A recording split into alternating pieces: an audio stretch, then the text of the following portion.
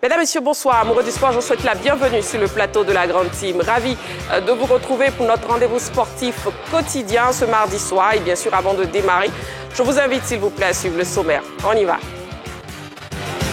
Au sommaire de la Grande Team, les informations sportives d'ici et d'ailleurs, c'est dans LGT News. Un an après, éléphant, quel souvenir gardez-vous de la 3e étoile? On en parle dans notre rubrique Cannes 2023, jour pour jour.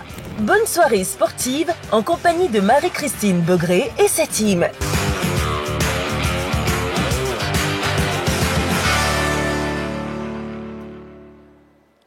La question LGT de ce soir. Éléphant, quel souvenir gardez-vous de la 3e étoile? Pour participer à l'émission, bien sûr, vous pourrez nous appeler au 27 21 59 93 99. 27 21 59 93 99. Éléphant, quel souvenir gardez-vous de la 3e étoile? Ce soir, je serai donc accompagné de Choalio Diomandé. Bonsoir. Bonsoir.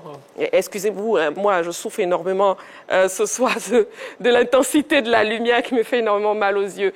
Allez, Balo, bonsoir. Bonsoir Marie-Christine, ça va chez vous? Ça va, on va essayer. On va essayer de tenir, pas évident, mais on va essayer. Jean-Philippe, comment vous allez? Bien, merci Marie-Christine. D'accord, ravi de vous avoir donc tous les trois sur ce plateau. Et bien sûr, nous ne sommes pas seuls dans le studio. On sera aussi accompagnés de l'amicale des supporters de Côte d'Ivoire, présent dans les studios de la droite.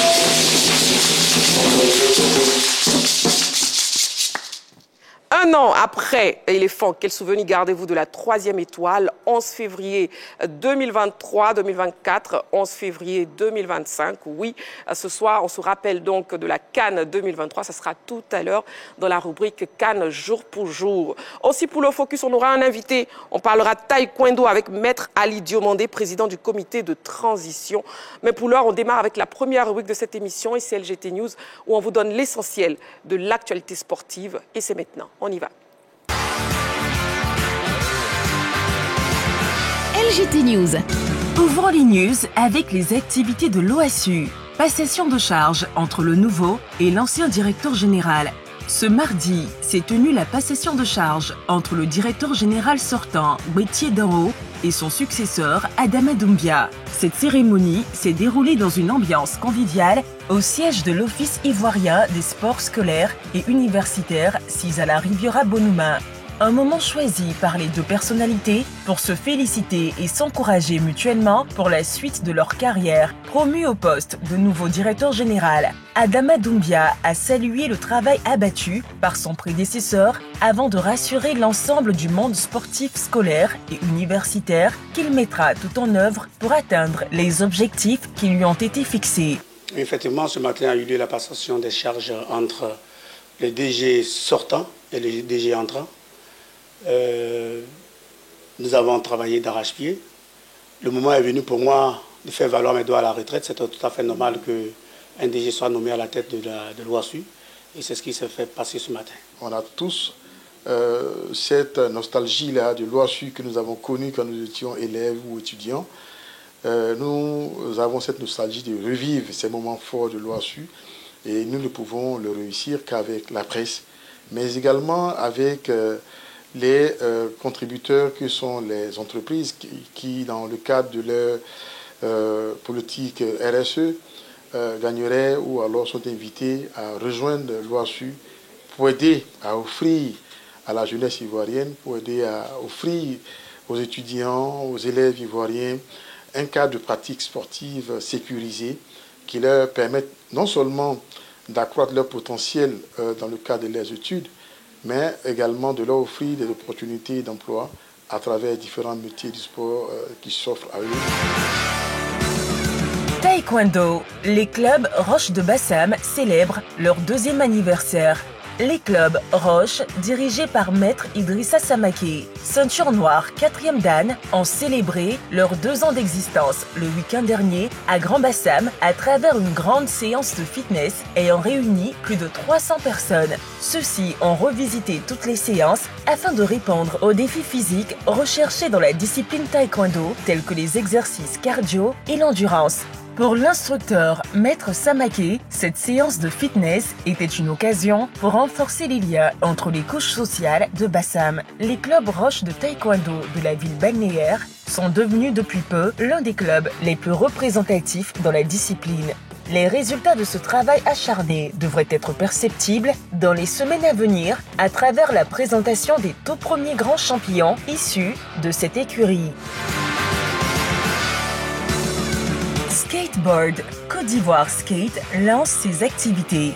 L'université de Cocody a abrité samedi dernier le lancement des activités de Côte d'Ivoire Skate pour le compte de la saison 2025. Ils étaient une vingtaine à participer à cette compétition inaugurale. Ce premier rassemblement de l'exercice 2025 a été l'occasion pour les athlètes de mettre en évidence leur savoir-faire à travers des figures de base comme le ollie, le pop shovit et le heel flip. Des exercices que les skateurs ont réalisés avec panache et brio, à la grande satisfaction du président de Côte d'Ivoire Skate, Julien Conan, qui lorgne des places qualificatives pour les prochains Jeux Olympiques de la jeunesse de Dakar 2026 et les JO de Los Angeles en 2028. Le contenu, c'est pratiquement présentation de figures avec les tout premiers qui sont là. On a présenté certaines figures déjà amateurs et nous allons essayer d'approfondir pour pouvoir vraiment les permettre à se présenter à de grandes compétitions, surtout avec des structures qui viennent des packs. Aujourd'hui, nous avons une vingtaine de participants déjà et les autres sont excusés. Je crois que les prochaines fois, le nombre va beaucoup augmenter. Intéressons-nous au football à présent. Auxerre, Sinali Diomandé pense à la CAN 2025.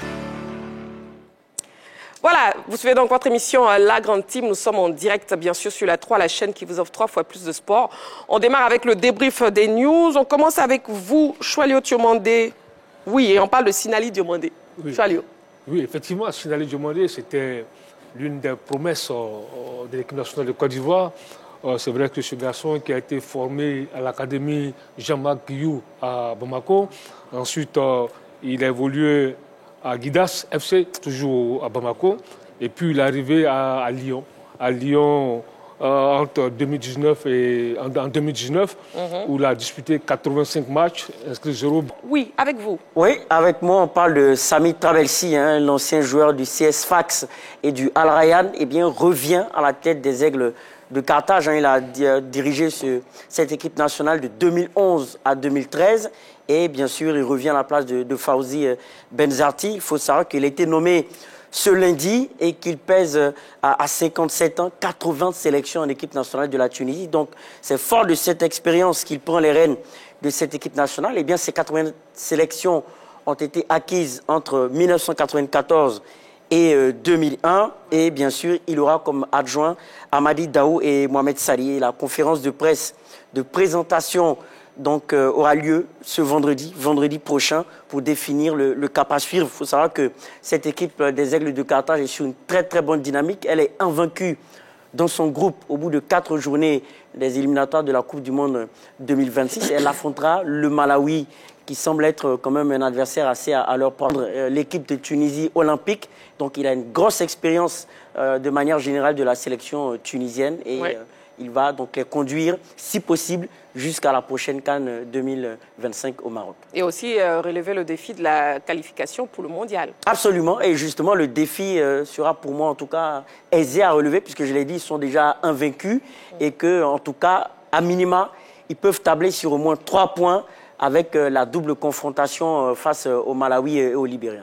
Très bien. Que de bonnes nouvelles ce soir. Déjà, Neymar qui a décidé de retrouver son meilleur niveau. Oui. Non, il a décidé de retrouver son meilleur niveau. Pour l'instant, il n'a pas encore retrouvé ce niveau-là. Neymar, il faut le dire, depuis son départ de l'Arabie Saoudite et son retour du côté de Santos, il est très attendu. On sait que le garçon a à cœur de jouer la Coupe du Monde l'année prochaine du côté des États-Unis, raison pour laquelle il a voulu se remettre en jambe. Son séjour en Arabie Saoudite n'a pas du tout été reluisant pour lui. On parle de la plus grosse déception quand même de l'histoire du championnat saoudien pour ce qu'il a coûté à cette équipe, notamment en termes de salaire. Neymar qui n'a pas brillé du tout et qui revient dans son pays, on peut dire qu'il est en train de boucler la boucle parce qu'on sait que c'est le Santos qui a rejoint le vieux continent européen en posant ses valises du côté d'FC Barcelone avant d'être le transfert le plus onéreux de l'histoire du football à hauteur de 222 millions d'euros en quittant le FC Barcelone pour partir du côté du Paris Saint-Germain, club au sein duquel il a eu quand même une prestation en Russie et avec quelques polémiques et le PSG étant entre guillemets lassé de toutes les polémiques autour de lui, a préféré le céder en Arabie Saoudite. On s'est dit que oui, c'est un nouveau championnat, c'est une nouvelle ère qui s'annonce. Tout le monde rêvait d'un duel Neymar-Cristiano Ronaldo au niveau du golfe arabique. Malheureusement, ça n'a pas eu lieu.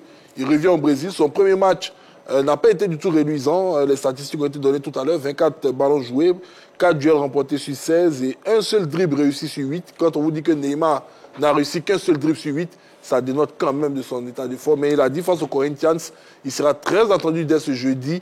Et son objectif étant la Coupe du Monde, je l'ai déjà dit. Je pense qu'il va tenter avec ses médecins, maintenant qu'il est dans son environnement au Brésil, de mettre tous les moyens de son côté pour retrouver la Seleção. Voilà, en tout cas, Neymar qui a retrouvé son club formateur. La question LGT de ce soir, un souvenir Cannes 2023, un an après. Éléphant, quel souvenir gardez-vous de la 3e étoile? Ça sera tout à l'heure dans l'actu. Pour l'heure, on marque une petite pause.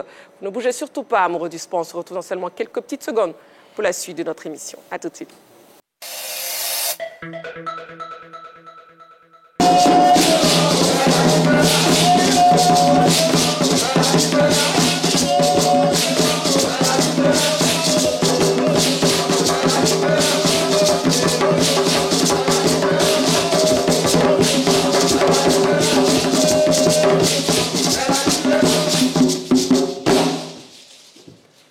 Voilà, nous sommes de retour sur le plateau de la Grande Team et bien sûr nous avons un magnifique public. Il s'agit de l'amicale des supporters de Côte d'Ivoire parce qu'aujourd'hui est un jour mémorable. Oui, date anniversaire de la victoire des éléphants, de la 3e étoile des éléphants. Donc c'est pas un jour comme tous les autres. Donc souffrez que la Grande Team revienne donc sur ce grand événement. Ce sera tout à l'heure dans Cannes 2023, jour pour jour. Pour l'heure, il est l'heure du focus. Allez, on y va. Focus, c'est maintenant.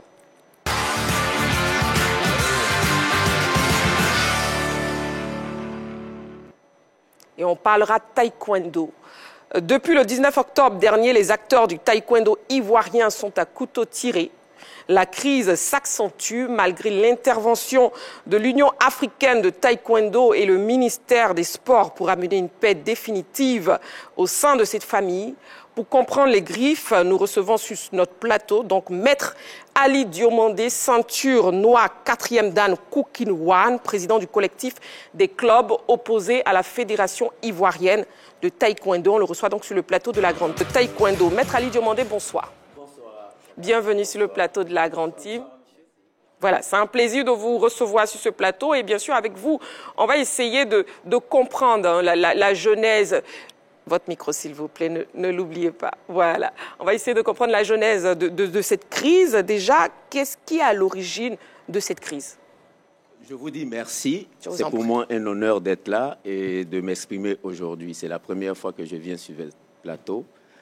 Nous, au niveau du taekwondo, nous sommes faits forts de penser comme Einstein qui a dit « Le monde ne va pas à la perdition parce qu'il y a des gens qui veulent faire le mal. » Mais lorsqu'il y a des gens qui acceptent tranquillement que cela se fasse.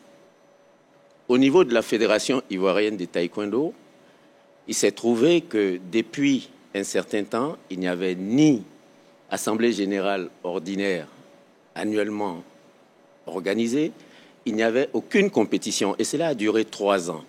Donc, des membres statutaires, c'est-à-dire les propriétaires de la fédération, un groupe, de 175 ont décidé que cela ne devrait plus continuer. Et ils se sont retrouvés en Assemblée générale extraordinaire. Au cours de cette Assemblée générale extraordinaire, ils ont pris certaines résolutions, dont celle de révocation du président Yassé. Voici le départ de la crise.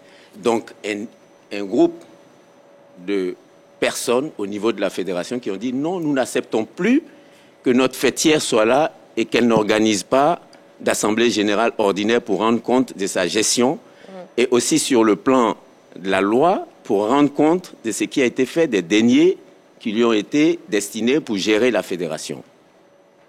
Un groupe qui s'élève aussi qui dit non, nous n'acceptons pas qu'une fédération existe et que pendant 3 ans, il n'y ait pas de compétition. Et je crois, comme tous les métiers, il y a un cœur, les sports aussi ont un cœur. Et le cœur du sport au taekwondo, ce sont les compétitions où on vient jauger le niveau de compétence, le niveau d'évolution des athlètes. Et vous savez tous aussi, l'opinion publique nationale et internationale a été témoin des scandales de harcèlement sexuel. ce qui ne répondait pas du tout à l'éthique et à la morale du taekwondo. Donc un groupe de taekwondo se sont levés pour dire non, nous n'acceptons plus cela. Nous ne voulons pas que la Côte d'Ivoire, qui est dans le monde l'un des pays les plus titrés après la Corée, soit indexée, et on parle du taekwondo en Côte d'Ivoire dans les tabloïds des scandales ou dans les couloirs des palais de justice. Voici la raison, le départ de la crise. Le départ de la crise. Et qu'est-ce que vous reprochez concrètement à la fédération? La gestion, la mauvaise gestion? C'est ce que je viens de dire. Oui. Une fédération qui n'organise pas d'assemblée générale, alors que statutairement, c'est dit qu'il y a une obligation d'organiser des assemblées générales. Et la loi sur le sport en Côte d'Ivoire fait obligation aux associations, que sont les fédérations, d'organiser une fois par an une assemblée générale et de rendre public leurs états financiers. 3 ans durant, l'équipe de M. Yassé n'a organisé aucune assemblée générale ordinaire. Ça, c'est le premier. Vous pouvez vous imaginer, vous parlez de football, qu'au football, il y a une année sans championnat impossible. Impossible. Impossible. Nous, qui avons été dans le taekwondo depuis 50 ans, quand je commençais comme petit collégien, nous avions les championnats des pupilles, les championnats de cadets, les championnats de juniors, les championnats seniors. Pendant 3 ans, rien de cela. Donc, nous ne pouvions plus accepter que notre sport aille à valo. Très bien, maître. Et puis, lors de votre récente sortie face aux hommes de médias, vous semblez ne pas comprendre justement le rôle de la tutelle et partant l'Union africaine de taekwondo dans la résolution de cette crise. De quoi s'agit-il concrètement, s'il vous plaît? Voilà. Et je pense que je vais faire au cours de cette émission des échanges que j'aurai avec vous, des assertions. Et je ne veux pas vous laisser la possibilité d'avoir l'alternative entre ce qu'il dit, est-ce une vérité ou une contre-vérité. Je vous ai apporté des documents ici que je vais vous remettre, que vous pourrez consulter. Nous allons donc partir de faits avérés, des documents de correspondance, bien sûr. Donc, tout juste après notre Assemblée générale ordinaire, c'est-à-dire le 19 octobre 2024, la crise est née. Et la fêtière continentale, qui est l'AFTU, a désigné une délégation qui est venue en Côte d'Ivoire, la première du 10 au 14 octobre. Avant que cette délégation n'arrive, nous avons été informés par le ministère des tutelles avec un courrier nous disant le chronogramme de la mission, les membres de la mission et chaque étape de la mission. Et nous sommes déjà rendus compte que le chronogramme qui nous avait été annoncé, les membres de la délégation qui nous avaient été annoncés n'ont pas été respectés. Et vous le verrez là, j'ai un courrier que nous adressons déjà à l'AFTU et à la World Taekwondo pour dire attention, la méthodologie qui a été adoptée n'est pas celle qui a été annoncée. On nous a annoncé une délégation de 3 personnes, on nous a annoncé des rencontres avec les membres de l'AFTU, du CNO, et à la fin de ces rencontres, ce qu'on appelle la séance des contradictions, c'est-à-dire que les 2 protagonistes se retrouvent avec les autres et chacun dit à l'autre ce qu'il le reproche à l'autre. Tout cela n'a pas été respecté et les séances de travail qui ont eu lieu n'ont pas été sanctionnées par des PV, ce que personne ne peut comprendre au niveau d'une fêtière internationale. Nous avons donc écrit, vous avez tous les documents où nous avons dénoncé cette méthode qui pour nous était biaisée et qui manquait de transparence et qui allait à l'encontre des textes statutaires de l'AFTU, qui imposaient dans toutes les procédures la transparence à chaque étape. Donc, à partir de cela, nous avons senti quelque chose. Et l'AFTU donc fait un compte rendu à la fêtière mondiale qui est la World Taekwondo. Exactement. Et la World Taekwondo, le document est là et je l'ai mis en première page, la World Taekwondo, le 27 novembre. Écrit un courrier à M. Yassé et à moi. Parce que vous voyez, destinataire, M. Yassé et moi. Donc, ce qui veut dire que ce que M. Yassé a eu comme contenu, je l'ai eu aussi moi comme contenu. Exactement. Parce que ce n'est pas 2 lettres différentes, c'est la même lettre. Oui. Et dans cette lettre, la World Taekwondo dit en substance 5 choses. Premièrement, elle adosse les conclusions de la mission de l'AFTU. Elle ne reconnaît pas notre AG, elle ne reconnaît pas la révocation de M. Yassé. Elle le dit en première. Deuxièmement, elle reconnaît qu'il y a des défis majeurs en matière de gouvernance qu'il faut corriger. Et quand on dit défis majeurs, c'est-à-dire il n'y a rien au-dessus, c'est des défis graves. Et elle cite ces défis. Très bien. Elle cite ces défis en matière de protection des athlètes, c'est-à-dire contre le harcèlement sexuel, en matière de régularisation de toutes les toutes les obligations institutionnelles, parce que notre fédération fonctionne jusqu'à présent sans agrément. Et donc, elle cite tous ces défis qu'on doit régler.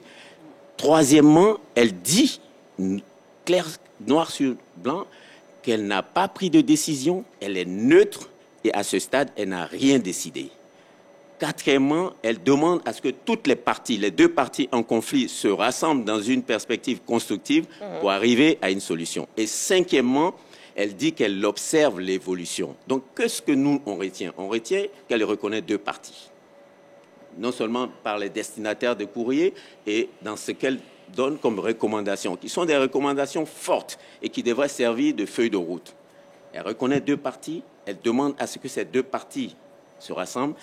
Et elle, qui est la fêtière internationale au-dessus de tout, dit qu'elle est neutre et elle n'a encore rien décidé. Rien décidé. Donc nous étions dans l'attente donc, de l'application de cette feuille de route par notre ministère des tutelles, qui tardait.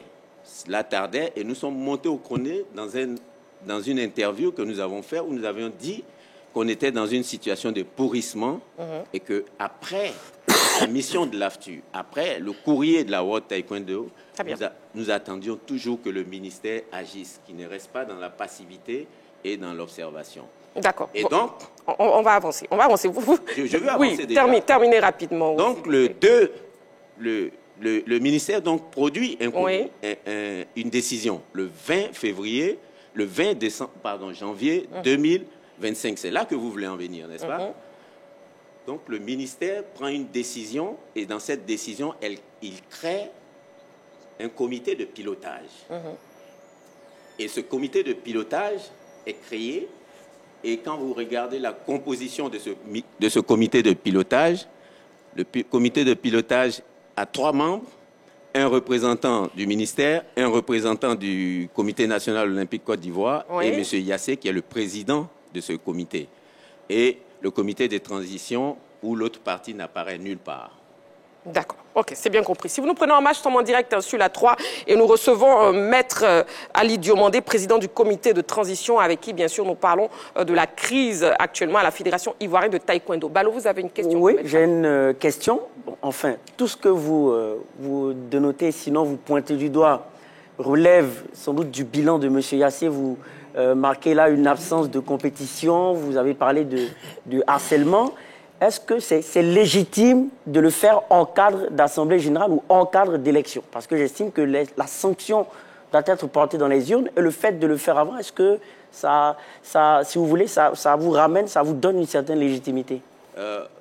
Je m'attendais à cette question parce qu'il y a eu même une conférence de presse de M. Yassé au cours de laquelle il portait 4 griefs à notre Assemblée générale. Mais les textes sont là, les statuts sont là, c'est clair. Il y a plusieurs formes. Il y a plusieurs formes d'assemblée. Il y a l'Assemblée générale ordinaire qui est organisée par le bureau sortant et qui est obligatoire chaque année, ce qu'il n'avait pas fait pendant 3 ans. Il y a l'Assemblée générale extraordinaire qui peut être convoquée par les 3/4 des membres du bureau. Et lorsque l'aucune de ces 2 conditions n'est réunie, il y a l'Assemblée générale extraordinaire qui peut être convoquée par les membres statutaires en règle avec la fédération avec 50% plus 1. Bon, donc, l'esprit est que à cette époque, quand nous avions convoqué l'Assemblée générale extraordinaire, il y a un fait, c'est que M. Yassé avait dissous le comité directeur après le scandale de harcèlement sexuel sur les juniors au cours d'un rassemblement à Boaké. Donc nous nous trouvions dans une situation où il n'y avait pas de comité directeur qui allait donc convoquer le premier type d'assemblée générale extraordinaire. Personne. Et l'assemblée générale ordinaire qui ne s'organisait pas. Donc nous étions en droit d'organiser cette assemblée générale extraordinaire par les membres statutaires et nous avions acquis au cours de cette assemblée générale sur 316 membres statutaires. À l'époque, en règle avec la fédération, nous avions acquis 175. Voilà. Très bien. Je vais le demander. Vous avez une question pour Maître Ali Diomandé? Oui, Maître, à vous entendre, on a l'impression que vous êtes seul contre tous. Parce que vous n'êtes pas sur la même longueur d'onde que le comité du directeur de M. Yassé. Vous êtes avec le ministère délégué chargé des sports et des cadres de vie. Vous semblez accuser le ministère des Sports d'avoir pris parti pour le comité de M. Yassé. Dans une de vos interviews, j'ai cru entendre que avec l'ATU aussi, il y a problème. Est-ce que quelque part, vous ne prêchez pas dans le désert? On aurait pu penser que nous prêchons dans le désert, mais si depuis 4 mois, la crise existe et elle n'a pas encore trouvé de solution, c'est qu'il y a problème. Ça, c'est la première des choses. Et nous pensons que lorsqu'il y a une crise et que la tutelle s'en remet à une fêtière continentale, quand la fêtière continentale vient, elle doit pouvoir résoudre la crise. Dimanche passé, il y a eu l'Assemblée générale ordinaire, la première organisée après 3 ans. Tous ceux qui ont pu suivre cette Assemblée générale ordinaire se sont rendus compte que le secrétaire général de l'AFTU, de façon intempestive et de façon gênante, est intervenu pour demander au commissaire aux comptes de ne pas prendre les décisions qu'il voulait prendre. Donc déjà, on sent cela. Et nous ne prêchons pas dans le désert. Pourquoi? Parce que tout ce que nous disons, je pense que vous, les amis de la presse, quand vous cherchez à nous entendre et à nous voir, à discuter avec nous, et l'écho qui est fait de tout ce que nous disons, ça montre qu'on y trouve un intérêt. Parce que nous, dans notre démarche jusqu'à présent, et nous l'avons prouvé, c'est à partir de faits bien précis. La World Taekwondo demande que les 2 parties s'asseyent. Le ministère ne le fait pas. Nous sommes en droit de dire que le ministère ne suit pas les recommandations de la World Taekwondo. C'est ce que nous avons fait.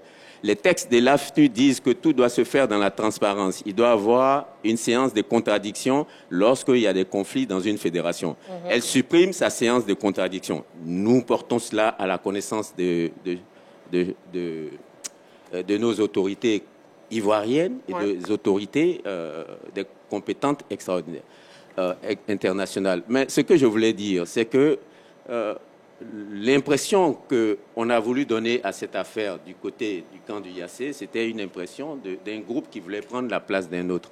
Mais la crise qui se passe aujourd'hui au taekwondo, avec l'intrusion intempestive, gênante de certaines personnalités sportives extérieures, nous montre que nous sommes au-delà d'une crise interne. Nous sommes au-delà d'une crise interne. Et là, je voudrais profiter de votre micro pour attirer l'attention de vos téléspectateurs, de l'opinion publique nationale et internationale sur les enjeux de ce qui se passe aujourd'hui. Ouais, justement, c'est parce que c'est grave quand on vous reçoit sur ce plateau. Et puis, on a bien envie de savoir quelles sont vos propositions de sortie de crise, s'il vous plaît, Maître Ali. Avant nos propositions de crise, je voudrais situer les enjeux géostratégiques, géopolitiques de cette crise. Ce que nous devons noter, c'est que le taekwondo fait partie des éléments de pouvoir qu'on pourrait mettre sur le terme de soft power. Pour la Corée du Nord, la Corée du Sud, par exemple, c'est un élément très important.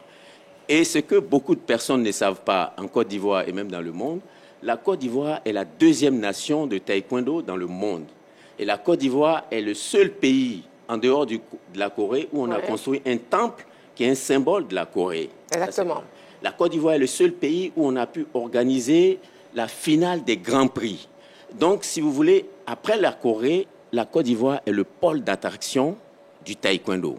Donc, cette crise, qu'est-ce qu'elle permet? Elle permet de décaler petit à petit le pôle d'attraction qui était de la Côte d'Ivoire vers d'autres pays. Et nous nous rendons compte que c'est vers le pays des dirigeants de l'AFTU. La Côte d'Ivoire qui a fait rentrer le Sénégal à la World Taekwondo, c'est la Côte d'Ivoire qui l'a fait. Aujourd'hui, par des mécanismes de mauvaise gouvernance de notre fédération, nous nous retrouvons avec près de 3000 licenciés Koukuyon et le Sénégal est à 5000 licenciés Koukuyon. Et ça, ce sont des événements qui se passent que les gens, le commun de mortels ne sait pas, mais que nous voulons relever.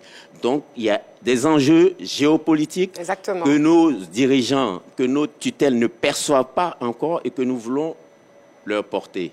Et concernant la proposition de sortie de crise maintenant? La première proposition de sortie de crise, je pense qu'elle se trouve déjà dans la feuille de route de la World Taekwondo. C'est celle de réunir les parties en conflit. Mais ça répond aussi à une donnée qui est celle de la Côte d'Ivoire. On résout tous les problèmes, toutes les crises en Côte d'Ivoire par le dialogue. Alors pourquoi ne pas passer par le dialogue et pour arriver à un début de solution? Car ce que je peux vous dire, et je le dis partout où je passe, les 175 clubs que nous avons représentés le 19 octobre sont maintenant plus de 200 clubs. Et ces 200 clubs n'attendent pas fonctionner ou laisser la fédération fonctionner comme elle avait fonctionné.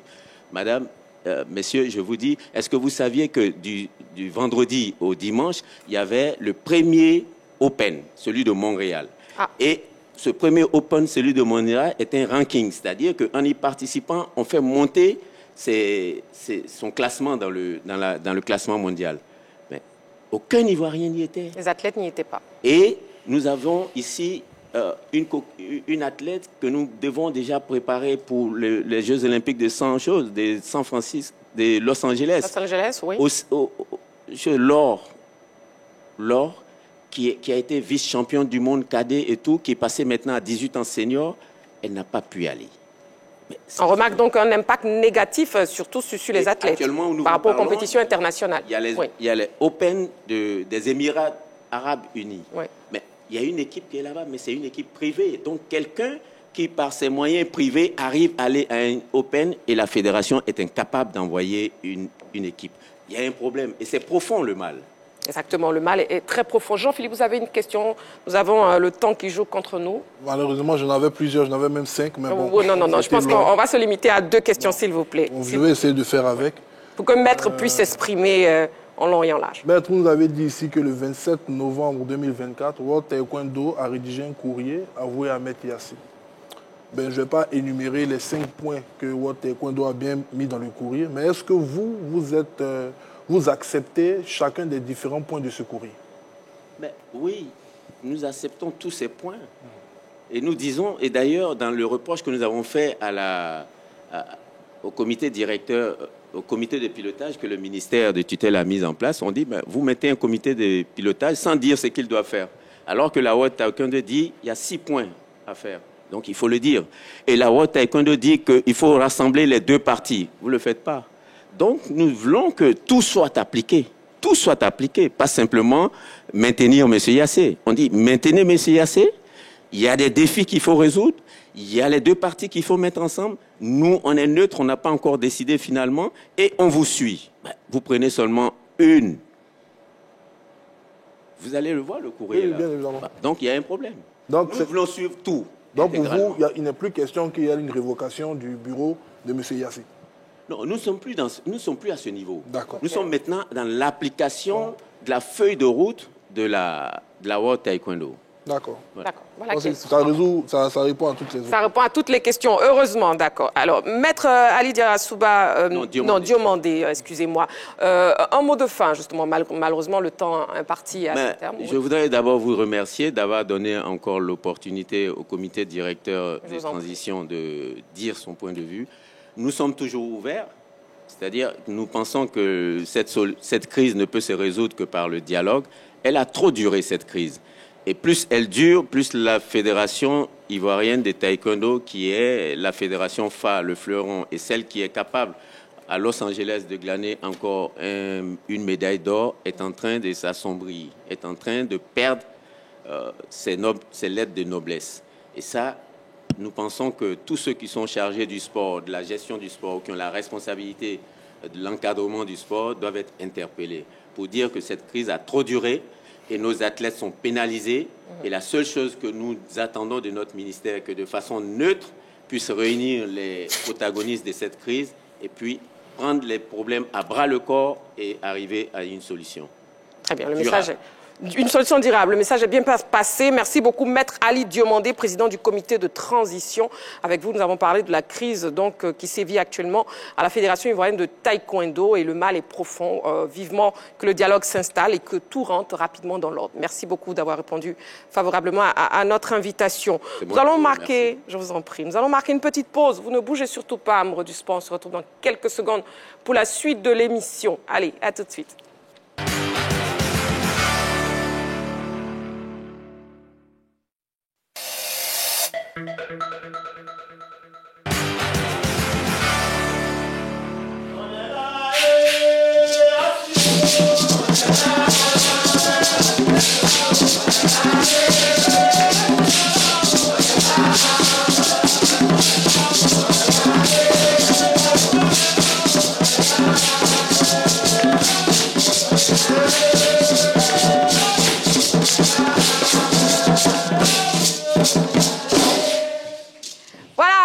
sur le plateau de la Grande Team et merci à l'amicale des supporters de Côte d'Ivoire présents dans nos studios.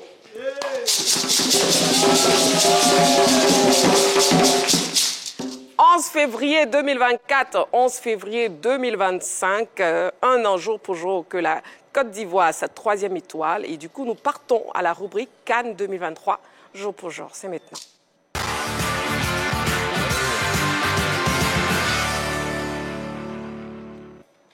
Et le téléphone est ouvert pour que, bien sûr, vous puissiez participer à l'émission. Nous appelons au 27 21 59 93 99. 27 21 59 93 99, le numéro de téléphone de la 3. Ou bien vous avez toujours la page Facebook de la 3 pour répondre à la question LGT. Un an après, éléphant, quel souvenir gardez-vous de la 3e étoile? Et bien sûr, nous avons été rejoints par Coach Kouadio Georges. Bonsoir. Le micro. Bonsoir, notre charmante Begré Marie-Christine. Comment vous allez, Coach Kouadio Georges? Ça va, merci. Et chez vous? Je vais très bien, surtout quand vous êtes présent. Merci, et ça se sent que vous allez très bien. Bon, ça fait un an que nous avons la 3e étoile, Coach Kouadio Georges. Quelle joie. Quelle joie. Quelle joie. Quelle joie, effectivement. Quelle grande joie. Et on en parlera en long et en large tout à l'heure. Merci. Voilà, allez, 11 février 2024, 11 février 2025, il y a un an, le stade Alassane Ouattara d'Ebimpe accueillait la finale de la CAN dans le cadre de notre rubrique CAN 2023, jour pour jour, consacrée à l'anniversaire du parcours héroïque des éléphants. Nous revenons sur ce jour de gloire pour les Ivoiriens. Après avoir écarté le Sénégal, champion en titre, le Mali et la République démocratique du Congo, les éléphants retrouvent en finale les Super Eagles du Nigeria, une sélection qui les avait battus en phase de poule. Pour la 5e finale de leur histoire à la CAN, les pachydermes vont-ils décrocher leur 3e étoile? Allons donc, s'il vous plaît, au stade Alassane Ouattara d'Ebimpe, Nigeria, Côte d'Ivoire, 11 février 2024. On regarde.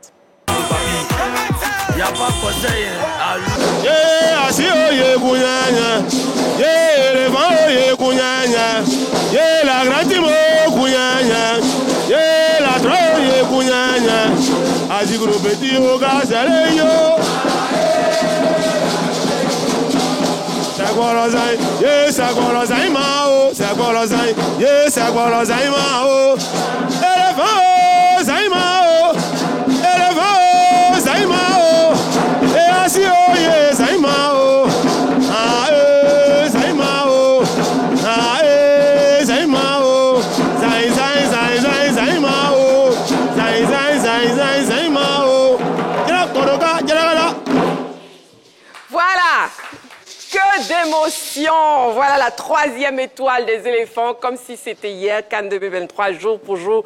Ces images qui redonnent des frissons, n'est-ce pas, Balo, vous qui êtes aux commentaires ce jour? Absolument, ces images qui donnent effectivement des frissons, parce que dès le début du match, on a eu cette stupeur avec l'ouverture du score de Trostekong, et là, on a senti dans le stade quand même petite tension, petite inquiétude montée. Chaque supporter cherchait son bouc émissaire, mais finalement, on a été heureux de savoir qu'on a remporté. Il n'y a pas meilleure joie pour un journaliste, commentateur, de remporter une CAN, d'être au commentaire d'une CAN remportée à domicile. Ça, c'est un souvenir incroyable, d'autant plus que pour moi, offensivement, c'est l'un des meilleurs matchs des éléphants de Côte d'Ivoire, clairement, dans sa construction, dans son aboutissement.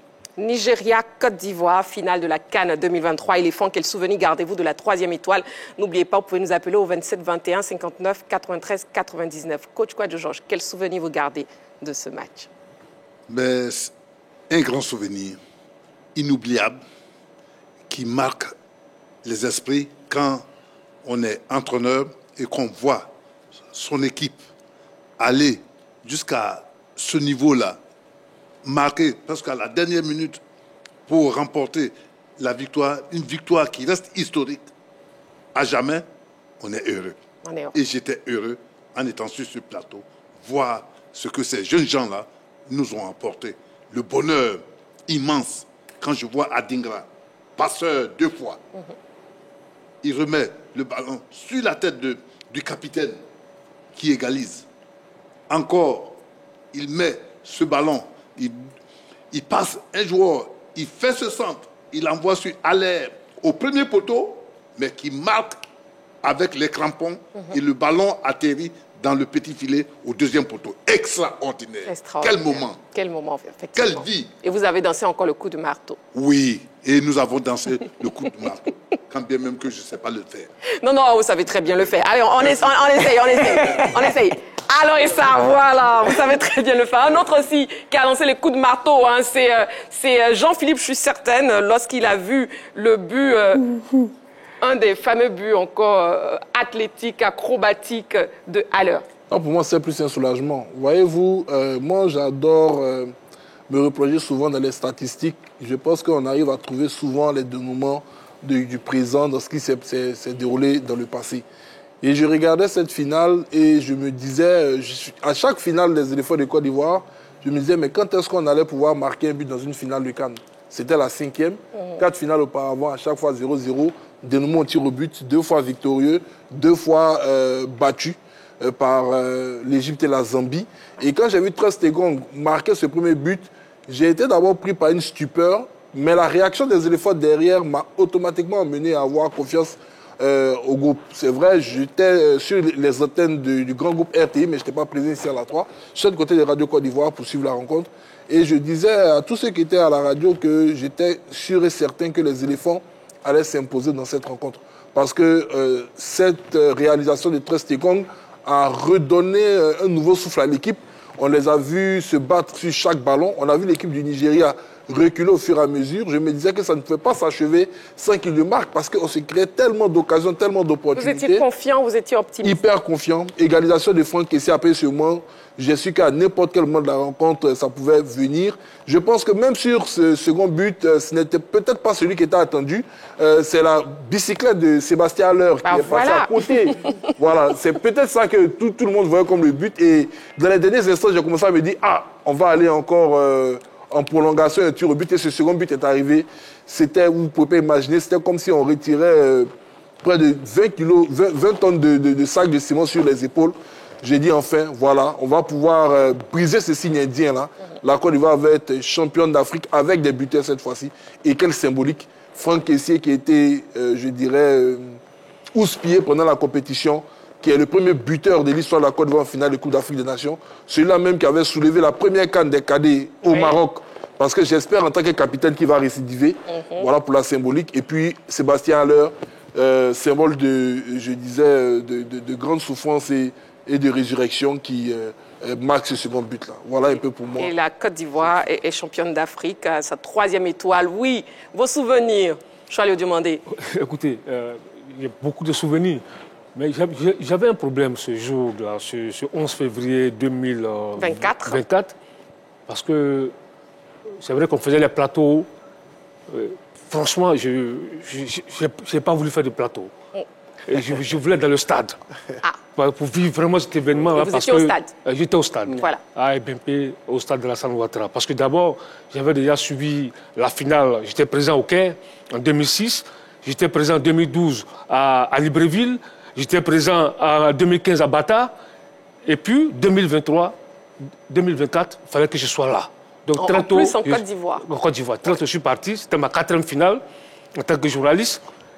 Et puis, j'ai vu une très belle cérémonie de clôture. Honnêtement, dans l'histoire, j'ai vécu près de 10 coupes d'Afrique, 10 finales. Mais honnêtement, cette cérémonie de clôture-là, c'était vraiment la meilleure. C'est parce que c'est en Côte d'Ivoire, hein, mais c'était une cérémonie somptueuse. Exactement. Avec Alpha Blondy qui est rentré en scène. C'était vraiment génial. Avec tous les artistes ivoiriens présents. Dans le match, j'ai suivi le duel. C'est un duel qui m'a impressionné. Le duel Victor Osimhen, Evan Ndika. Si vous reprenez le match, c'était un grand duel. J'ai vu un grand Evan Ndika qui a muselé ce tueur-là, Victor Osimhen. Ça a été vraiment des moments clés de ce match-là. Et puis, il y a eu le but. Je me suis dit, j'ai un peu douté. Mais cette équipe des éléphants était trop sûre de ses forces. Exactement. Et puis, il y a eu Franck Kessié. Ensuite, il y a eu ce geste génial de Adingra sur Eina. Eina, c'était un des meilleurs à son poste, à cette Coupe d'Afrique. Et puis, il y a eu ce centre-là, et puis Alec a fait la différence. Franchement, c'était vraiment génial. On a quitté le stade Alassane Ouattara de BMP Très tard, oui, parce que j'étais au stade très aussi. tard, Oui. L'embouteillage était très monstre. L'embouteillage était terrible. Oui. C'était vraiment un moment inoubliable. On est arrivé à Abidjan au petit matin. Le lendemain, je me suis retrouvé sur ce plateau pour la parade. Près de 4 heures de direct. Avec Magat, avec Begré Yago. Vous n'avez pas dormi. C'était vraiment un moment inoubliable. On va arriver à cette parade. Joyeux demandé, n'allons pas vite en besogne, s'il vous plaît. Éléphant, quel souvenir gardez-vous de la 3e étoile? Nous avons Kipré Gogwa Mathieu, entraîneur de gardien de but des éléphants, qui a rejoint le groupe justement après la phase de poule. Qui se souvient? On l'écoute. C'est terminé. Ici au stade de la paix de Boaké. C'est terminé. La Côte d'Ivoire est au finale de sa CAN. La 34e édition, monsieur le ballon. Quelle joie, quelle folie. On avait le même état d'esprit depuis le match contre le Sénégal.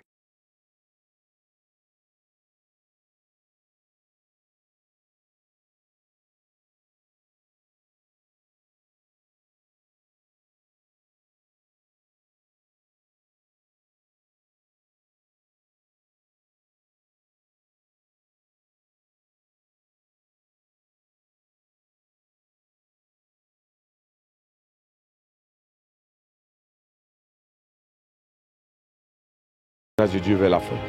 Voilà ce qui est arrivé, le sacre. Et Yaya et moi, vous savez que dans le domaine gardien de but, il y a cette complicité de père et enfant. Donc à la finale, il y a simplement, on lui a dit, le grand frère Alain Guamene et moi, on lui a dit, petit, c'est là l'occasion d'écrire ta page, d'écrire ton histoire. En 23 ans,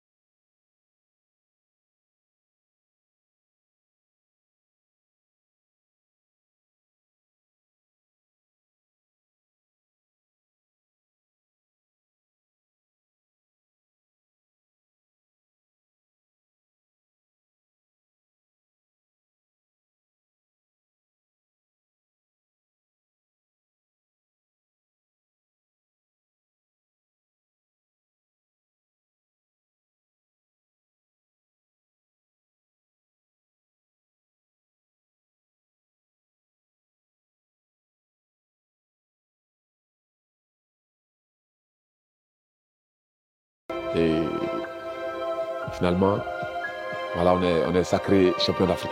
Les mots me manquent pour exprimer ça, parce que tu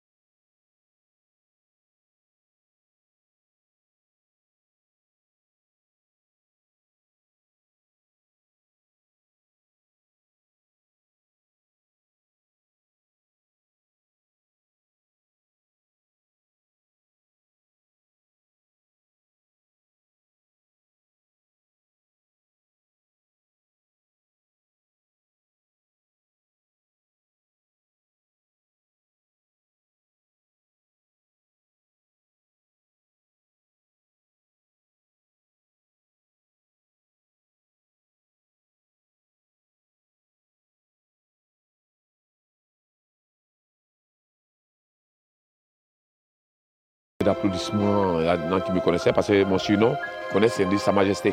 Donc on dit ah Sa Majesté est arrivée. Et il y a Seri Mikael qui est arrivé, dit ah Sa Majesté est arrivée, c'est que ça là, on va prendre la coupe un bizarre. Et voilà, ça m'a fait plaisir, j'ai été intégré. Avec les gamins, mes gardiens de but déjà, il y a 2 qui me connaissaient très bien. Badra que je suis, Folie aussi que j'ai suivi. Et donc ça m'a fait du bien aujourd'hui, par la grâce de Dieu, vraiment.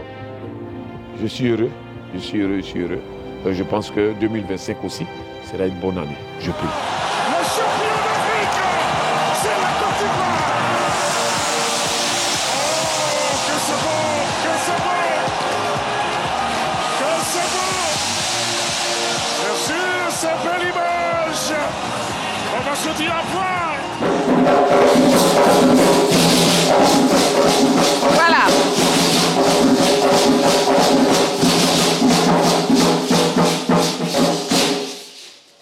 Et la joie demeure encore ici dans les studios. Justement, une parade aussi mémorable a été organisée le lendemain du sacre. Et l'équipe a été reçue à la présidence de la République. Retour, s'il vous plaît, sur ces moments historiques. On regarde.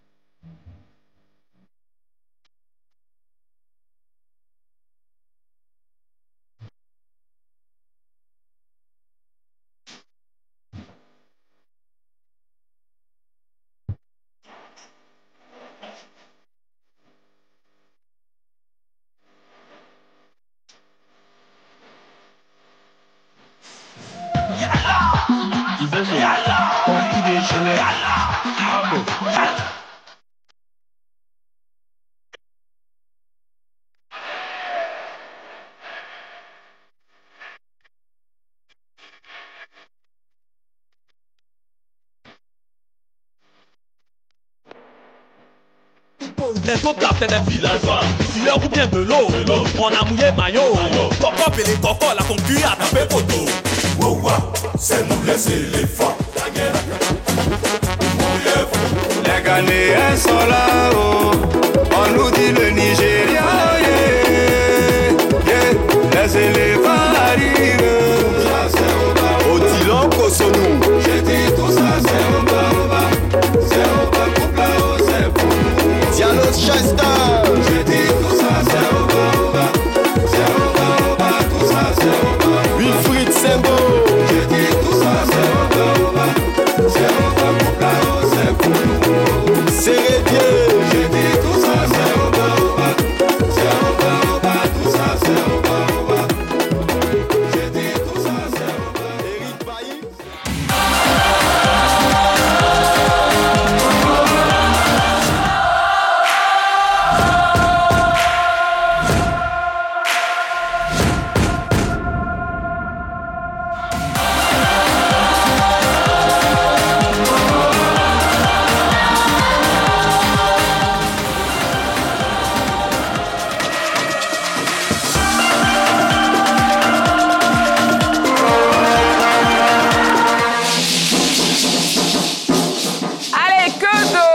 De beaux souvenirs. Et à la fin de cette parade, à la fin de la partie, Franck Kessié a balancé dans les tribunes le ballon de la finale. Oui, le ballon de la finale. Et nous avons la chance d'avoir dans ce studio Sangari Ibrahim, qui est le supporter qu'il a reçu et qu'il a conservé jusqu'à ce jour. On le reçoit donc sur le plateau de la grande team Sangari Ibrahim.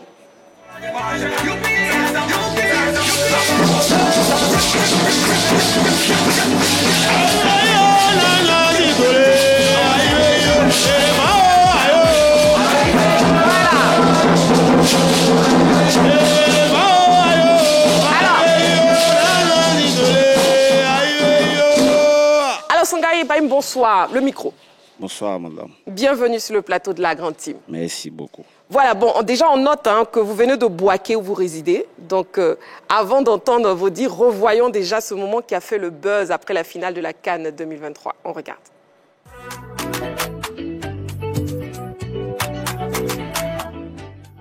Nous sommes ici à Bumpé pour supporter la Côte d'Ivoire.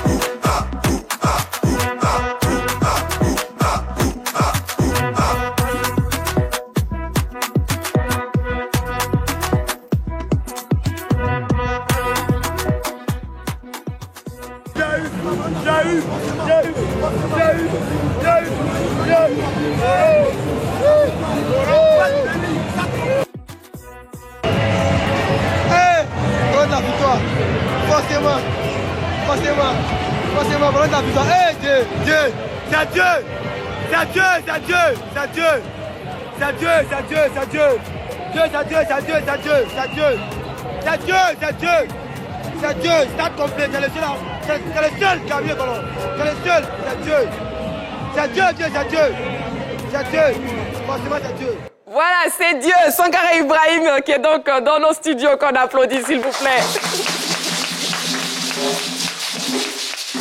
Alors, déjà, racontez-nous ce moment, comment ça s'est passé? Même si c'est vrai qu'on a vu les images, on a vu vos pleurs et tout. Ben alors, vous avez vu, hein, j'ai pas été la seule à pleurer à cette finale. Oui, Sankara Ibrahim. Bon, ça n'a pas été facile. Moi, je réside à Boaké. J'ai assisté à tous les matchs des éléphants. De Yamsokro, Boaké, Félicia. Oui. Jusqu'à Oparade, j'ai assisté à tout. Mine de rien, je venais regarder le final. Ma voiture a pris un coup au dernier péage. Ah. Oui. Donc, j'ai laissé la voiture là-bas. Et on a essayé de remorquer la voiture, pour envoyer la voiture, comment on appelle ça, à Bobo, à la casse à Bobo. Ouais. Tout ça avant la finale? Tout ça avant la finale. D'accord. Donc, mine de rien, quand on a envoyé comment on appelle ça, la voiture, j'ai fait des autostops pour me retrouver au stade. Bien avant d'arriver au stade aussi, j'ai commencé à appeler mes connaissances par rapport au ticket parce qu'il y avait un manque de tickets, on ne gagnait pas de tickets. Il appelle pour les tickets, il ne gagnait pas de tickets. Jusqu'à ce qu'il y ait un de mes vieux pères qui m'a dit de venir parce que lui, il est quitté au Burkina. Il travaille à l'agence Orange au Burkina, il est quitté au Burkina. Voilà. Publicité, hein? Excusez. Il n'y a pas de souci. Oui, donc vous êtes arrivé maintenant, vous avez pu avoir le ticket, vous êtes rentré dans le stade. Il y a eu un ticket de 10 000, ils m'ont proposé à 50 000. Ils m'ont dit 50 000, 150 000 pour rentrer au stade. Donc j'étais obligé de discuter. Il y a eu le ticket à 40 000, je suis rentré au stade avec un de mes petits. On allait regarder le match jusqu'à... On nous menait, Kessie a égalisé. Après, Aller les a détruits. Donc on était contents, on était là, pleurer de joie. Et puis on voit Kessie prend le ballon, il tire le ballon rentre et va dans les tribunes. Dans les tribunes, vers où vous étiez. Voilà. Non, à 30 mètres même de moi même. 30 mètres de moi. Donc, ils ont commencé à se chamailler, ils ont commencé à se frapper. Oui. C'est dans ça, le ballon a commencé à rouler. Ah doucement. Le ballon est venu vers le Béni. Bon, en tout cas, franchement, vers le Béni. Donc, vous nous confirmez que c'est le ballon de la finale qui est là. Exactement. Le ballon de la finale CAN 2023 Nigeria Côte d'Ivoire. Et à quel moment les joueurs ont signé sur ce ballon? Je ne sais pas si c'était un match amical Côte d'Ivoire face au Gabon, à Korogo. Voilà. C'est pas un match amical. Oui. Je me suis rendu à Korogo et puis, par le biais d'un joueur, Mohamed Bamba, Lorient, voilà, par son biais. Il est de Boaké, là. Il est de Boaké, son autre frère, au fait. Donc, par son biais, ils ont pu signer, tous les gens ont pu signer. Mais le com, je n'ai pas pu prendre photo avec tous les gens en ce moment parce qu'ils partaient à l'entraînement. Raison pour laquelle il n'y a pas pu prendre de photo avec les joueurs. D'accord. Donc ça, c'est le ballon de la finale, le ballon de la victoire. De la victoire, exactement. Qui est arrivé vers le Béni. Voilà. Donc finalement, que représente ce ballon pour vous? Ce ballon représente tout pour moi, sans mentir. Ce ballon représente notre 4e Coupe d'Afrique, pour moi. Voilà. Ah bon, hein? Il en avance. Pour l'instant, c'est les 3 étoiles, là. Oui, pour l'instant, c'est 3 étoiles, mais ce ballon représente notre 4e étoile pour moi. D'accord, ok. Parce que ça n'a pas été facile. Vu mon parcours de la CAN, ça n'a pas été facile pour moi. Donc, Dieu merci, il y a ce ballon. Je rends toujours gloire à Dieu. Voilà. Et mine de rien, ça représente beaucoup pour la Côte d'Ivoire. Pour la Côte d'Ivoire, exactement. Et vous avez dit dans la vidéo... Vous avez dit dans la vidéo, c'est Dieu. Voilà, donc on touche à nouveau le ballon de la finale, le ballon de la 3e étoile, le ballon de la victoire. Merci beaucoup, Sankara Ibrahim. Merci beaucoup d'être venu célébrer justement ces 1 an avec nous. Merci beaucoup. Merci. On l'applaudit encore.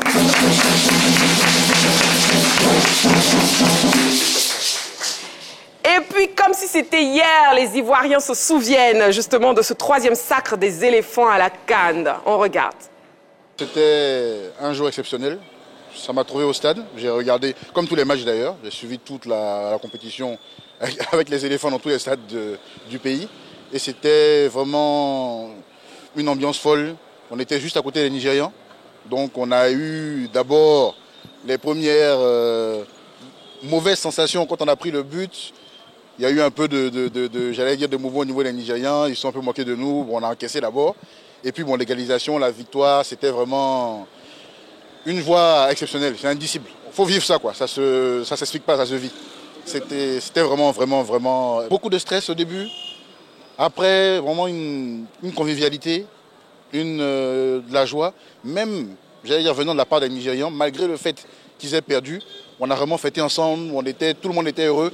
Puisque comme je dis, bon, ça reste l'Afrique, hein, on est entre nous. Donc c'était vraiment agréable et de très bons moments, vraiment très bons moments. C'était un sentiment de joie.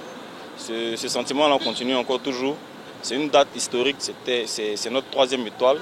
Bon, ce jour-là, vraiment, on ne peut pas décrire ce qui s'est réellement passé parce qu'avec l'émotion qui était là, il y a beaucoup de choses qu'on a oubliées, mais on se rappelle d'une seule chose, on a battu le Nigeria et puis on a remporté notre 3e quart. En tout cas, c'était un jour extraordinaire et puis inoubliable. Quand la CAN se joue chez vous, c'est assez particulier. Donc moi, je me rappelle que j'étais allé regarder le match avec des amis dans un espace à Koumassi, je me rappelle. Et je vois à la finale, le Nigeria marque le premier but. On s'est dit, ça c'est rien, vu qu'on était habitué déjà à encaisser des buts et après à égaliser. Donc on s'est dit, bon, ça c'est rien, on va forcément égaliser. Et là, lorsqu'il y a eu la victoire, c'était la débandade partout. Je me rappelle que j'ai couru de Koumassi jusqu'à Marcory, avec le maillot de Côte d'Ivoire enlevé, avec tous mes amis derrière. C'était vraiment l'effervescence, c'était la joie, c'était un moment de solidarité, un moment où on se retrouvait tous. Et c'était vraiment intéressant. Donc je souhaite en tout cas une prochaine étoile encore à la Côte d'Ivoire, au Maroc. On espère rencontrer le Maroc en finale. Hein. Moi-même qui suis assise là, même mon anniversaire, je ne me rappelle pas. Mais 1 an de la coupe là, je me rappelle comme si c'était hier. Je me suis même réveillée avec ça. Ma soeur m'a incité pour ça, mais je ne laisse pas.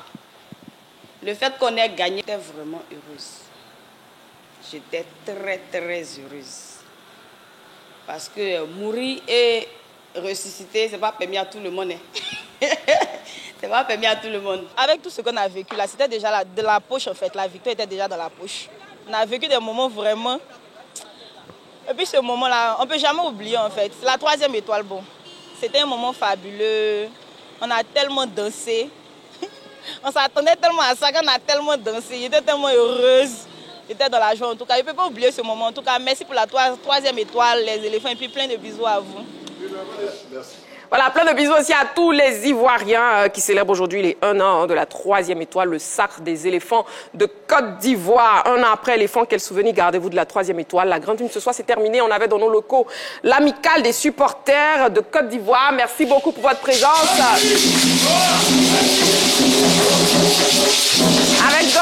Avec donc la présence du président justement de l'amicale, Tani Gobou, et puis le vice-président Zon Gaston Laoui. Merci beaucoup, messieurs, pour votre présence. Voilà. Allez, merci, messieurs. Merci, coach Kouadio Georges. Merci, Choualio Diomandé. Merci. Je vous en prie. Merci, Balo. Merci, Roger Stéphane. Bon, merci, vous l'aimez tellement, vous l'aimez. Voilà, c'est ça. Merci à vous, amoureux du sport. Allez, on se retrouve demain en direct, 20h30. D'ici là, prenez soin de vous. Et n'oubliez pas, faites toujours du sport.